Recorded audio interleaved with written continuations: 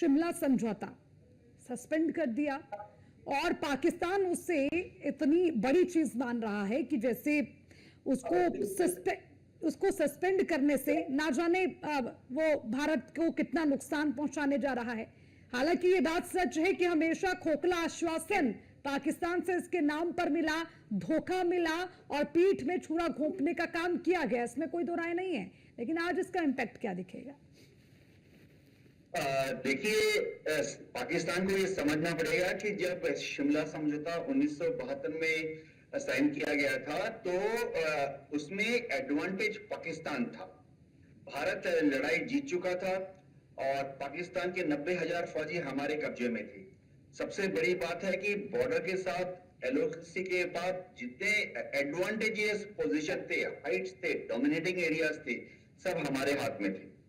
लेकिन हमने शिमला उसमें उनको थोड़ा सा बराबरी का हक दे दिया। मैं इस चीज को इस्तेमाल कर सकता हूँ। नुकसान किसको होगा? पाकिस्तान को ही होगा। शिमला समझौते के बाद ये तय किया गया था कि भविष्य में जो भी पॉइंट्स ऑफ कॉन्फ्लिक्ट होंगे, जहां पर दोनों देशों की जो इंटरेस्ट है वो कॉन्फ्लिक्ट में रहेंगे, वो आपसी बातचीत से तय किया जाएगा। अब जब शिमला समझौता नहीं रहा, पाकिस्तान तो वही दावा कर रहा है, तो अब से हम कोई बातचीत करने की जरूरत ही नहीं है। जब भी कॉन्फ्लिक्ट होगा, इंडिया अपनी राजनीतिक, कूटनीतिक, फाइनेंशियल, इंडस्ट्रियल और मिलिट्री पावर का इस्तेमाल करेगा और पाकिस्तान के ऊपर हावी हो जाएंगे। मैं छोटा सा एग्जांपल देता हूं। शिमला समझौता में एक छोटा सा अंश था कि पाकिस्तान भारतीय सिविल कमर्शियल जहाजों को ऊपर से ओवरफ्लाइट राइट्स देगा। इसी तरह से जब पाकिस्तान के सिविल कमर्शियल जहाज इंडिया के ऊपर से उड़ेंगे तो हम उनको ओवरराइट जाने देंगे।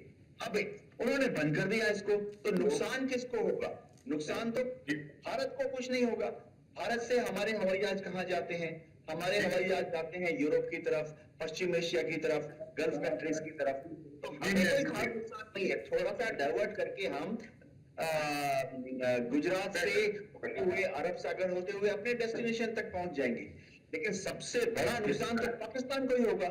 ये तो पाकिस्तान के ही हवाई जहाज हैं जिनको कि ओवरफ्लाइट करके बांग्लादेश जाना पड़ता है, या जब पाकिस्तान पीआईए का कोई जहाज अगर सिंगापुर की तरफ जा रहा है, हांगकांग की तरफ जा रहा है, तो भारत के ऊपर से ओवरफ्लाइट करके जा रहा है, उनको तो बहुत ही मैसिव डाइवर्जन करना पड़ेगा। पूरा श्रीलंका का चक्कर लगा के तब उनको जाना पड़ेगा सिंगापुर, हांगकांग।